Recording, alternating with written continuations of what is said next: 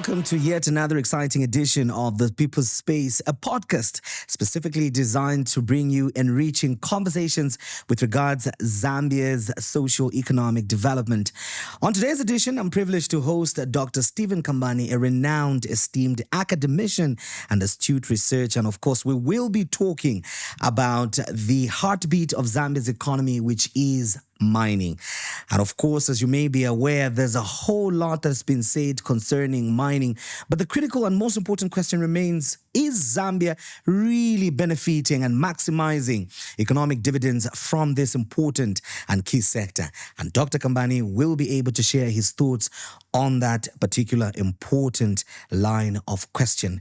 Dr. Kambani, welcome to the People's Space. It's a pleasure to have you. Thank you very much. Okay, so as we get into our conversation, I do have the habit of trying to find out who I'm talking to and, what they're known for. And for you, clearly, it's the issue of academics and research. You are known as a mining guru out there. But before we get into you wearing the hat of a mining guru for this particular conversation, we would like to know who Dr. Kambani is. Dr. Kambani first and foremost, is a mining engineer. He's also a mineral economist. So basically, those are my qualifications. Beyond this, I've worked as an academician in the university, as a lecturer, and rising up to become the dean of a school. Beyond that, of course, during my working life, I did a lot of consultancies. I would like to mention that I was the lead consultant for the Fifth National Development Plan, and also helped establish most of these mining associations we hear about, the SMAs, the Women in Mining, and the rest. Thank you. So you've talked about your professional life a little bit, but would like to also get to know a few things about Dr. Kambani away from the books. Are you married? Do you have kids? Do you play football?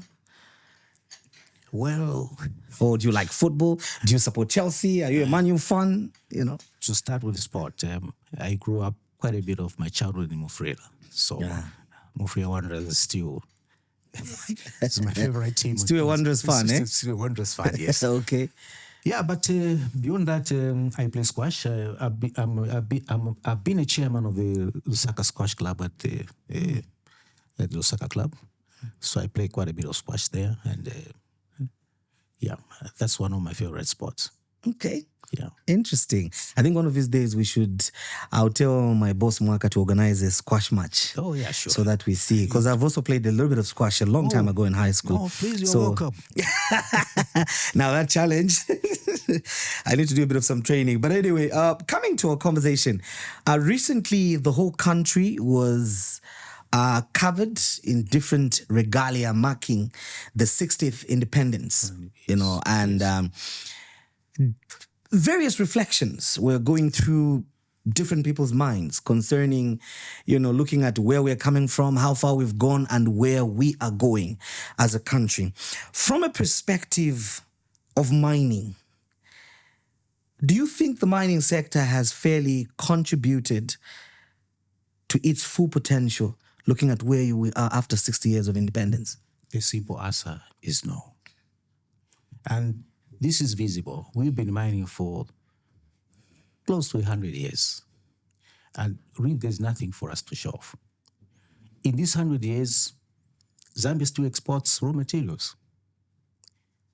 And you'll be surprised to know that these raw materials that include copper, now, of course, gemstones. And with regard to gemstones, I think from the 1970s to where we are today, Zambia now has become the leading exporter of emeralds, for instance, and amethyst. But despite all this, we find that we are still just exporters of raw materials. So 100 years of mining, no value addition. So we can't say we've done well. So there is quite a bit of work to be done to see that our mineral wealth is seen to work for us. When you say, almost 100 years of mining and literally no value addition, why is it the case? Is it that we don't have what it takes, or we've just never really put our, mouth where the money is in terms of just actualizing some of the policies which are there, if at all they're there, for value addition? It's historic. The problem is partly historical. If you recall, the mines were nationalized in 1968. Prior to that, of course, there was no focus to add any value. Then the counter regime, when it came in, it started some form of value addition. And so we saw the formation of the company well known now as Zamefa, which I think during the privatization again went back to the private sector. And then here we are again with the private sector, with their own trading arrangements. We still export raw materials. And I must mention here that there have been quite a bit of a challenge for some of the companies that have tried to do some value addition for copper, for instance, to get the material itself from the mining companies because of their well-established marketing arrangements. So I think that's part of the problem. Yeah. You've talked about the issue of the privatization. Tapping your mind on that, has privatization done us any good? Not so long ago, there was a debate on, when the issue of KCM was going on, some people were saying, look, are you saying Zambians don't have what it takes to run the mines? Are we a people after 50, 60 years of independence still in a position where we're incapable of managing our own God-given resources? So has privatization done us any good economically speaking? Well, are we able, Doc, to run the mines as you tackle that one? I strongly believe that we are capable of running the mines. At the time of privatization, for instance, in the 1991-92, for instance, I think the technical and the managerial capacity, Zambia was really unsurpassed. We had very, very highly qualified mine engineers, the likes of Success Mlenga and all those people. Dr. Chileshe, Professor Chileshe now at CBU. These were very accomplished academicians. But you see, privatization didn't take into account all of these factors, and that's where we find ourselves here.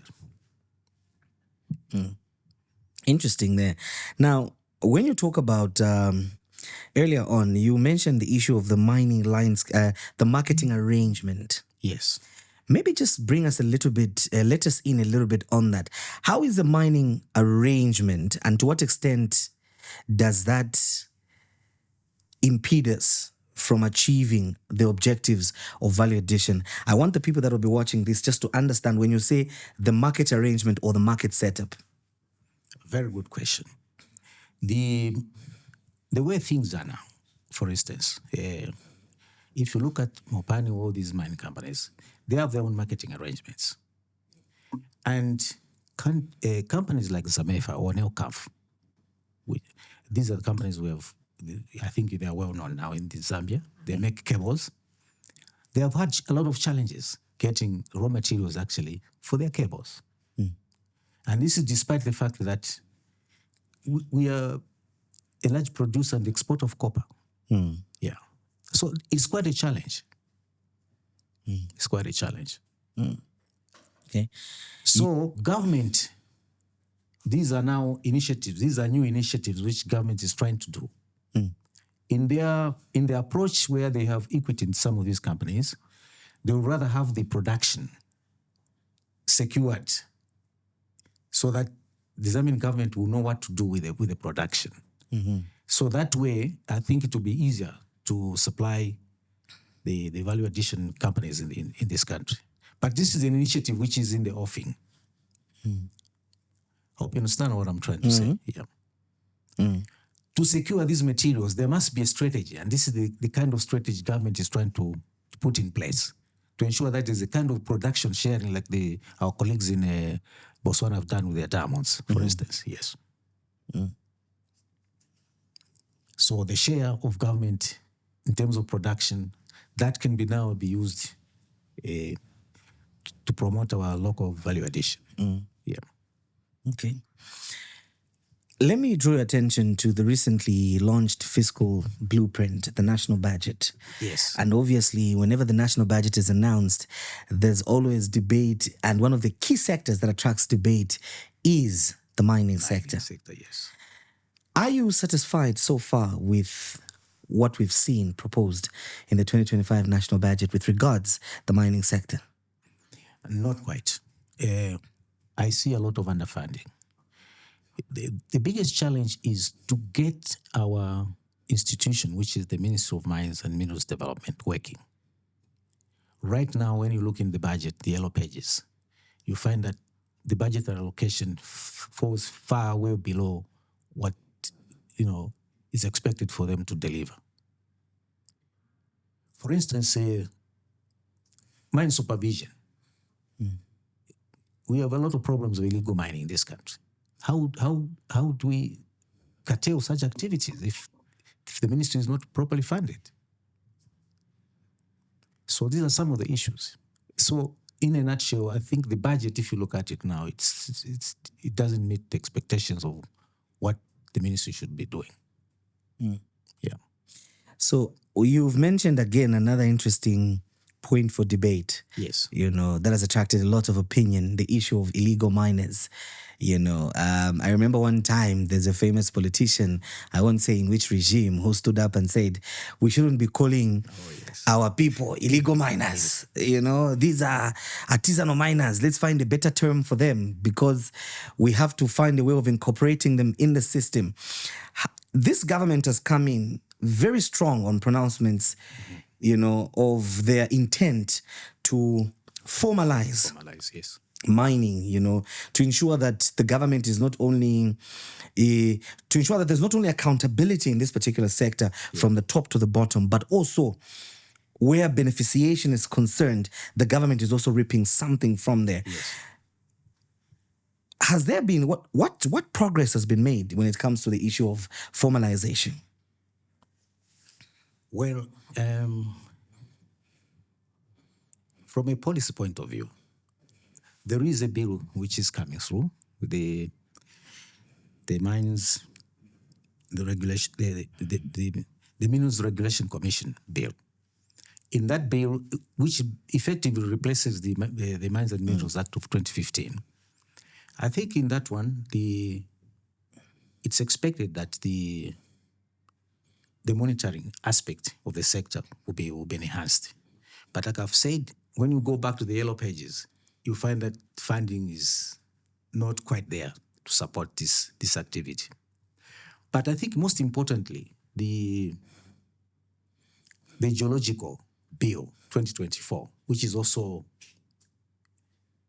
being worked on now, there is a provision for small-scale mining there, artisanal and small-scale mining.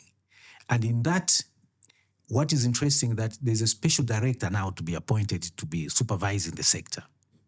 And I think that's a plus because I think this particular sector requires very specific attention. And I think that's a very, very big plus, yes. And this director, among other things, will be charged with the responsibility of formalizing these activities, which I think also is a very, very important thing, yes.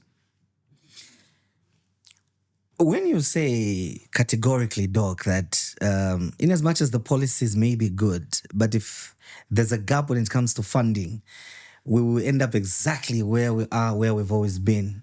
Yeah. So, honestly speaking, if we call a spade, are we then making any progress? Because it's one thing to say, I'm going to do this, but if you're not going to fund, for example, Doc, I mean, when you woke up in the morning, yes, you knew that you were coming for this interview. Yes. If you never got into your car to drive here, you yes, wouldn't have gotten here, yes, despite your intention to show up for the interview. So, are we really doing anything as a country if we are going to make these good policies, but we're not following up with the necessary funding?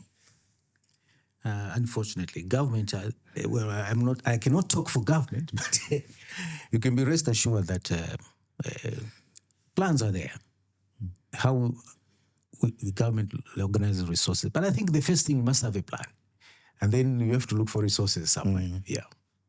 That's what's important. That's very important for now, yes. Okay. You have to have a plan. That's what I'm saying. Because without a plan, you can't do anything anyway. Yeah. Yeah. It's like a vision. Maybe we're talking about the vision, the 3 million ton issue. You gotta have a vision and then, build how to achieve that. That's how things work sometimes. Yeah. I love the fact that, Doc, you talk about having a vision and you bring into the equation the issue of the 3 million metric tons production. Yeah. Another interesting debate I had with, Mr.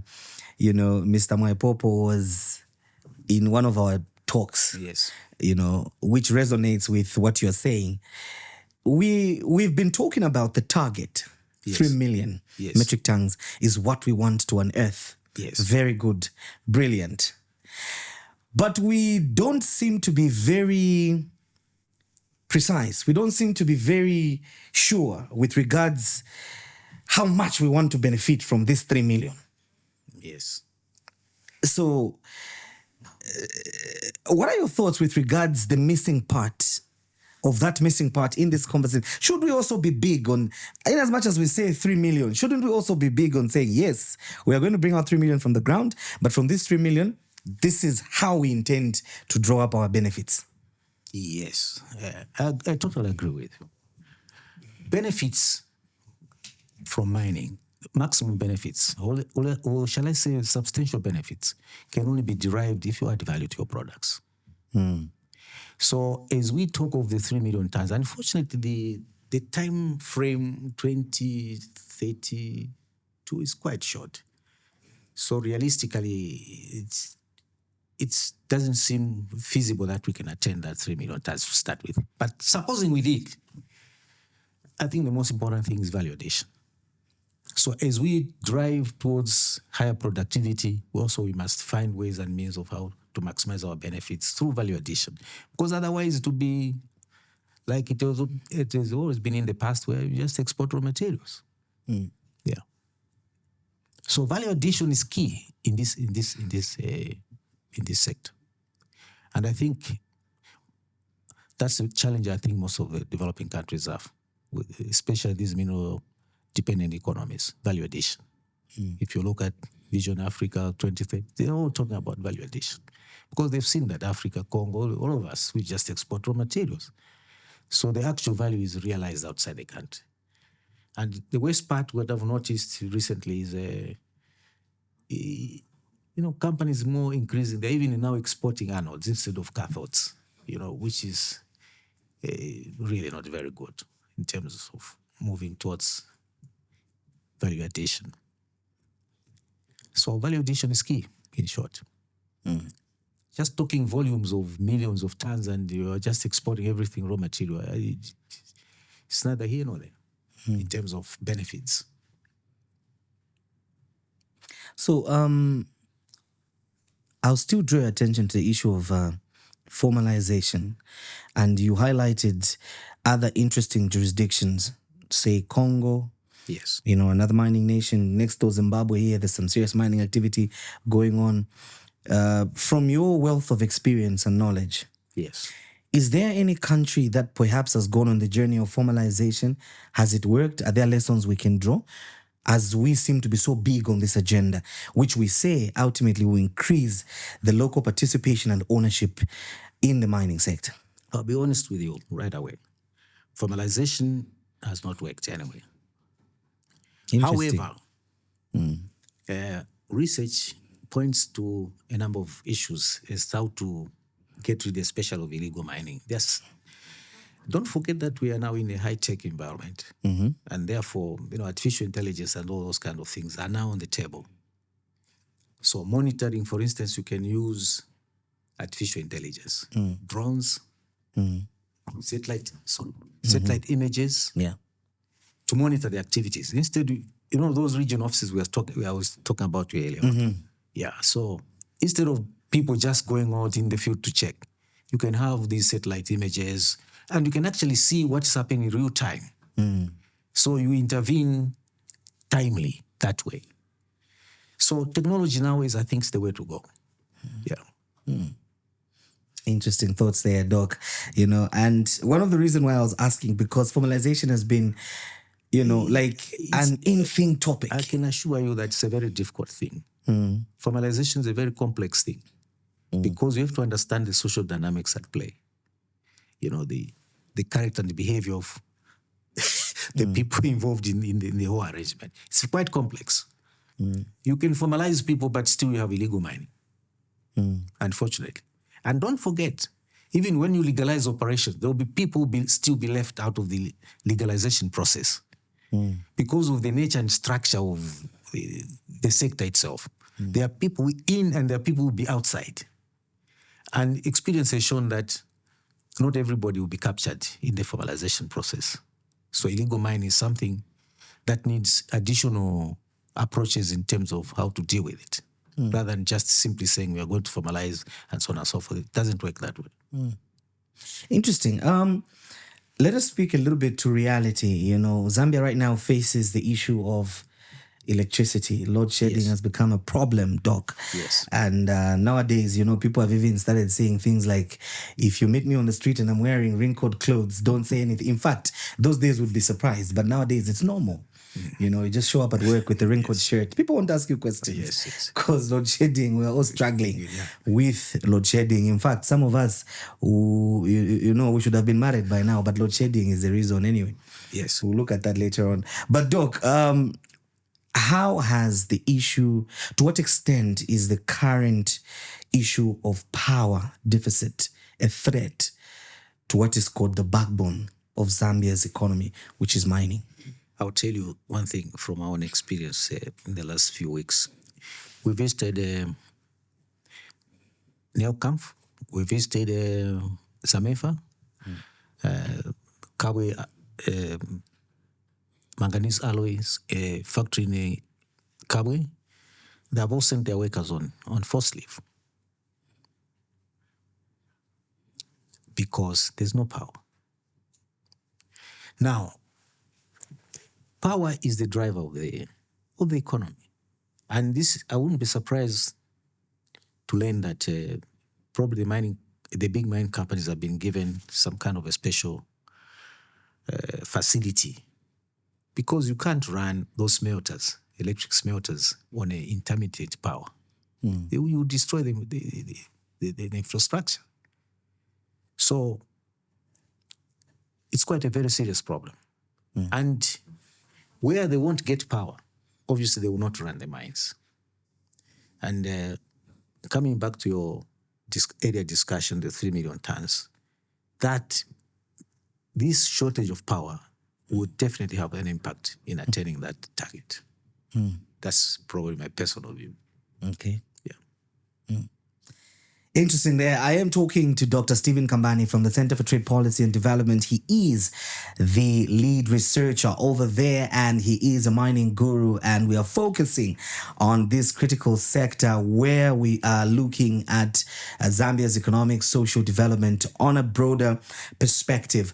I will be back shortly after the break and we will continue with the conversation. Stay tuned.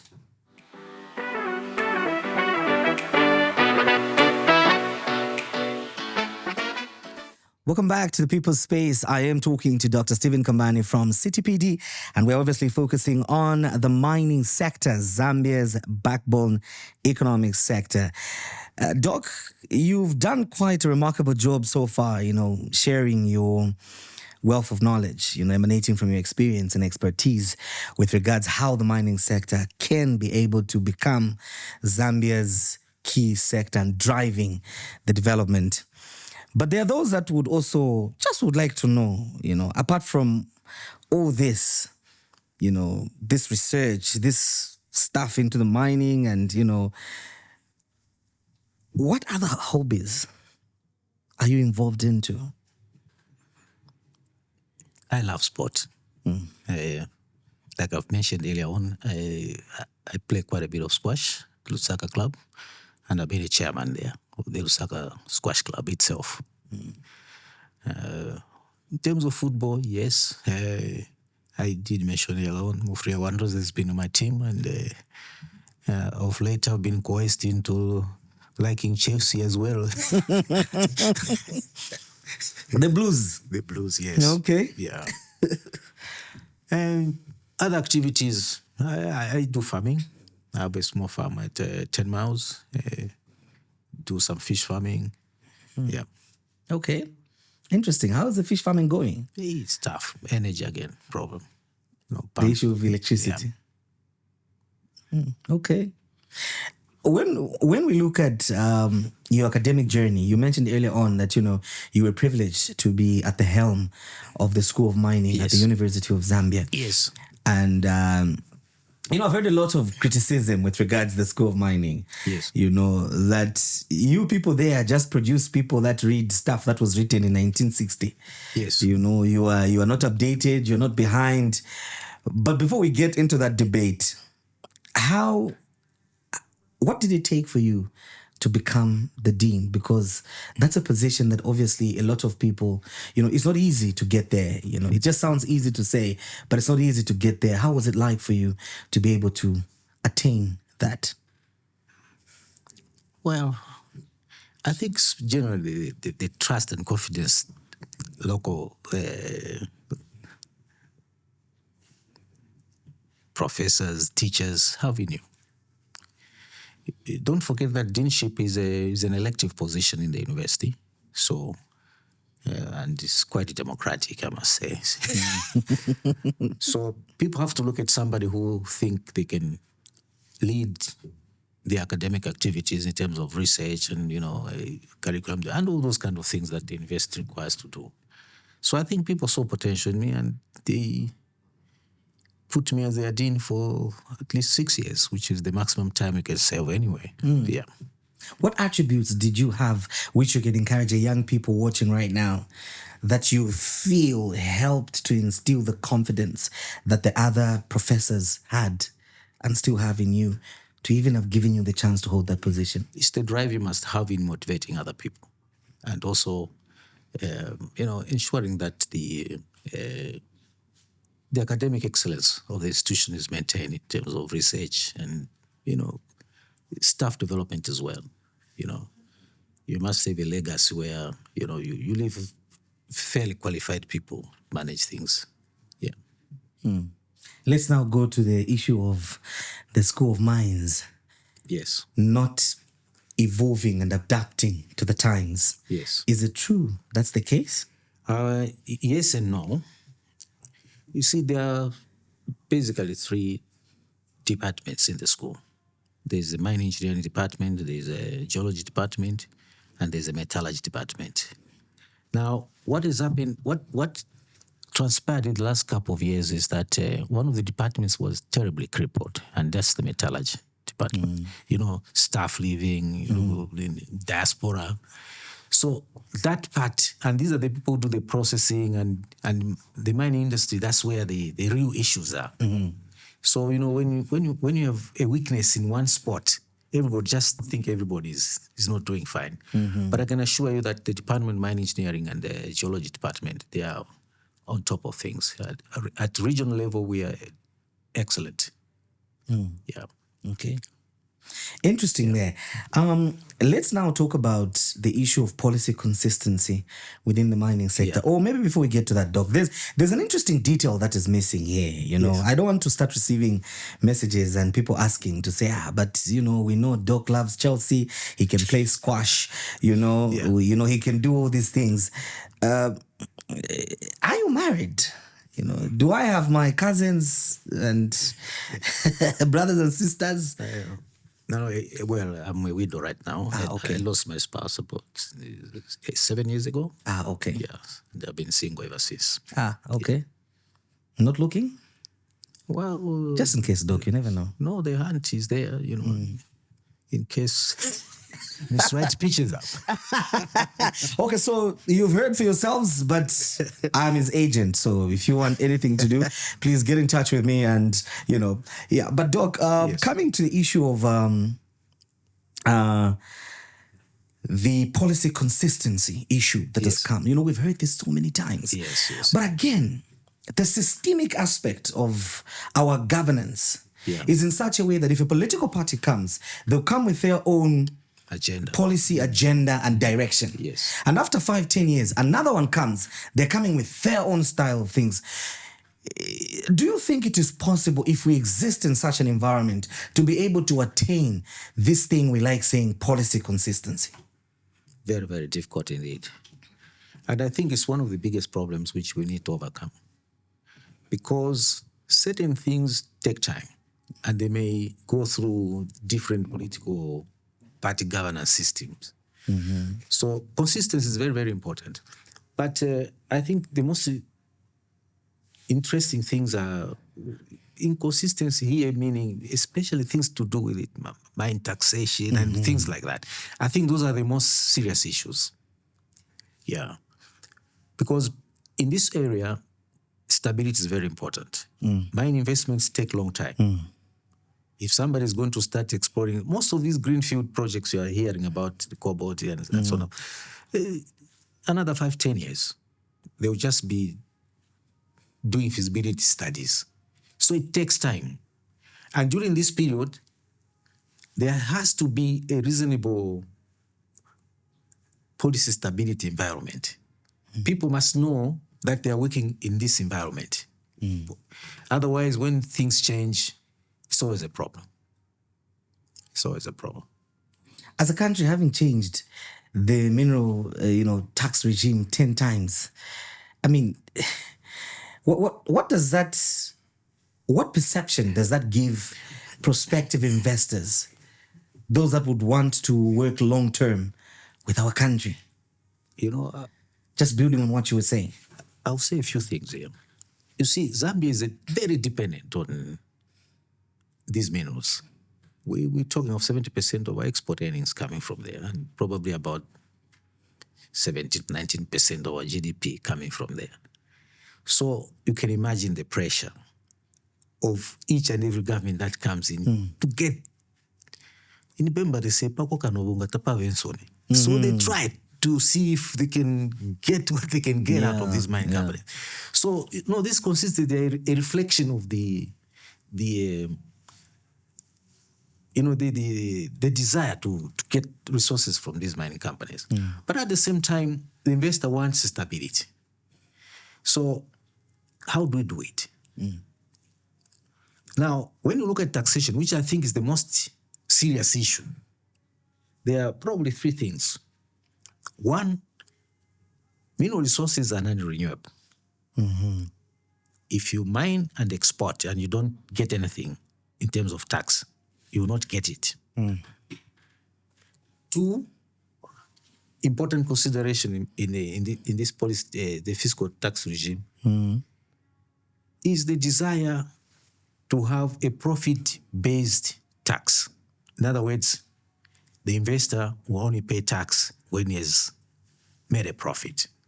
Now, there's a challenge because of these issues of price transfers. You find companies like, take a classic example of KCM, which took over the mine, I think about 1992 thereabout, until its recent times, never declared a profit.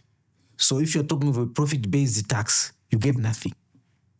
So for government, that's a challenge. So how do we get around this? So this is why there's been a drive towards royalties, export taxes, things like that, which are just revenue-based. So that at least you get something for a non-renewable resource. So these are some, but I can assure you that in the final analysis, to come up with what is considered to be an optimal tax is very highly theoretical. In mineral economics, we have a challenge to figure out what this tax should be. It's very, very complex. So it depends how each nation looks at it and how things can be negotiated. So this is why every successful government comes and going to road. It's purely because of this problem. Because otherwise, a mineral-dependent country, if you don't get anything, if say, for instance, you give a tax holiday, you get nothing. If there are no profits to be taxed, you get nothing. So how else do you benefit? Huge companies like KCM, for instance. So you start looking for other avenues. So government comes in and says, no, let's remove this VAT, let's put sales tax. So this is how things work, unfortunately. So the dynamics will always be like this, not until we find a reasonable understanding, maybe among the foreign investors and ourselves. And in this regard, I would have preferred a situation whereby the Chamber of Mines was very active, like it is in other countries, in helping government, not just to argue with government, but helping government. Helping government, not speaking for the for the mining firms. Yeah. Okay. You see, sometimes in a deal you have to get a win-win situation. But our friends are very aggressive, so it's quite a problem. You know, Doc, when on a break, I received a text earlier on, and somebody was asking what your favorite food is. Fish. Okay. I'm a fish farm. I'd also like chicken. Interesting. Okay, at least we're getting somewhere there. Yeah. You've ably explained, about the fiscal regime that probably, or maybe what it takes to be able to come up with one that can work. Yeah. And I love the fact that you mentioned that mainly it's theoretical. The practicality of it is challenging from a professional point of view. Right now, there's this thing of pegging or looking at the copper prices to be able to determine the revenue that we get from there. Now, my rationale, my thinking is, if you don't control the market, okay, if you have no control over the market, that to some extent determines the pricing of the commodity that you produce. Yeah. How do you even then adequately maximize or benefit? Very difficult. It's very, very difficult. Markets are out there, and generally we don't have any control over that. So it's quite a challenge. Yeah, it's quite a challenge. And more especially these contract sales that span over quite a long period of time. So you may find maybe KCM had already done some, sale which took place some time back. And then, the tax regime is somewhere in another time domain. All these are very complex issues, I must say. Very, very complex issues. Okay. The in thing, Doc, is the mineral green transition. Yeah. That's happening, a lot of talk about it. So much push within the mining sector. And if you look at Zambia, we are fortunate, if not blessed, to be a country that also has reserves of some of these green strategic minerals. How can Zambia position itself to strategically benefit from this, away from the political pronouncements? Yeah, these are so-called the green minerals, yes. The critical minerals, yes, Zambia has. We have the copper here, and I'm sure you've heard of the biggest nickel mine by First Quantum, which is, I think, already at the production level now. Manganese, don't forget, in the Mokushi and Wapula area, we have very high, good quality grade. And all these come under what are called critical minerals. Now, the challenge is this. How do we benefit from this? The rush is there. Let's not forget about it. The rush is there. Now, how to benefit from this is a very, very big challenge, and it all centers again on to what level can we add value to these minerals. So value addition still comes back to be the major problem we have here. The longer we take in strategizing ourselves in the value addition, seeing how we fit in the value chain, if we don't do these things quickly enough, the resources will be gone. The resources will be gone. It's very, very important to act timely in this regard. I'll give you a very simple example here. Botswana economy has been a diamond-dependent economy for a very long time. What has happened? Synthetic diamonds have kicked in. And right now, natural diamonds are facing a very serious problem. And that is obviously forcing the government of Botswana into a very difficult position right now as I'm talking. The beers, the arrangements they made, they are putting out, because they are not seeing this. It's like a dying horse. Natural diamonds is like having a challenge now. So equally so, critical minerals, we have to take advantage while there is a saying, you must strike the iron while it's still hot. When it is still hot? Yeah. So if you don't take advantage, technologies change. Don't forget, critical minerals research is going on. And already some of these lithium issues, lithium may no longer be a critical mineral from the way the trend research is going. So, you have to be up to speed in all these things.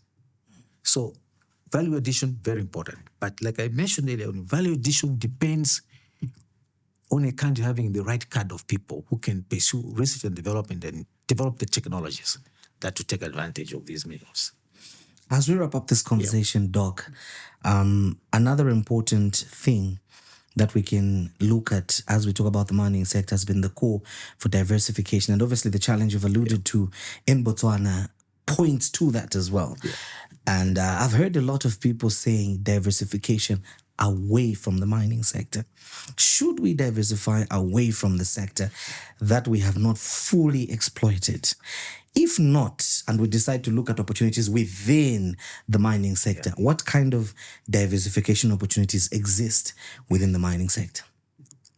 I'm glad you see, here the talk is about sustainable mining. In other words, what contribution can mining do to sustainable development?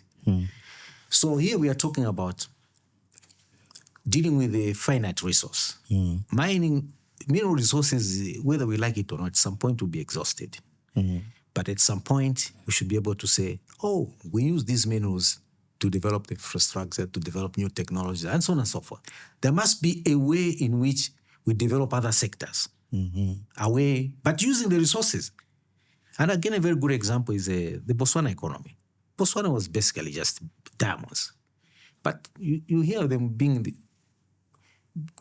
major exporters of beef and so on and so forth. So, they've used their resources to diversify. And this is where we've been having a problem. But on a positive note, the recent trends show that there are quite a number of companies that are coming in. And I think one of them, Janzing, which is in Chipombo, the economic zone, we visited that company. I think they are trying to do some incredible things. They want to make cables, but also other copper-based products. Okay. So in the value chain, maybe make motors and things like that, which I think is a very good thing. Yeah. So that's the way to go. You must use resources to diversify the industry, but you must have a strategy of how to do it. Because otherwise, the history of 60 years we've been independent shows that we are still in the same place. Yeah. And the question is, what must we do now so that we change this picture?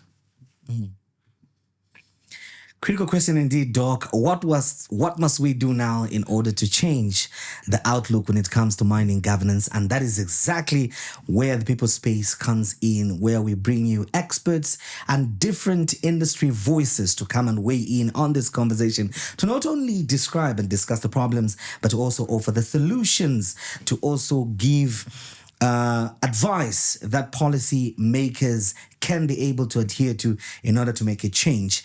Today we're looking at the critical sector, which is mining, and of course, what are some of the developments and what are some of the things that can be done to be able to ensure that the narrative after 60 years and almost 100 years of active mining with regards Zambia can be changed. This is Winston Mavoro, and I've been your host, and my guest has been Dr. Stephen Kambani, all the way from the Center for Trade Policy and Development, of course, giving the perspective of CTPD when it comes to mining in this particular country. Thank you for watching, and see you next time for another yet exciting and interesting edition.